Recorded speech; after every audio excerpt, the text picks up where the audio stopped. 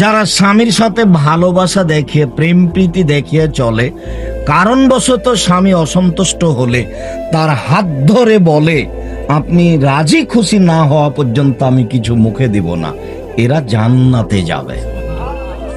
যার জন্য আপনাকে বলছি, স্বামীকে মেনে চলেন, তিতা লাগলেও মিঠা লাগলেও। শেষ পর্যন্ত যদি নাই হয়, সপ্তাহ সপ্তাহ মাস মাস 6 মাস থেকে কথা বলেন না। মেয়েকে বলেন তোর বাপকে খেতে দিয়াই, বৌমাকে বলেন তোমার শ্বশুরকে খেতে দাও, আর আপনি কথা বলেন না, ওইদিকে যান না। কেউ যখন থাকেন 1 গ্লাস পানি চাই, তো আপনি 1 গ্লাস পানি তার সামনে থ্যাকস করে রেখে চলে আসেন এদিকে। তো আপনি কি মনে করছেন জান্নাত সহজ? আপনি সংসার করিয়েন না, বাদ দেন।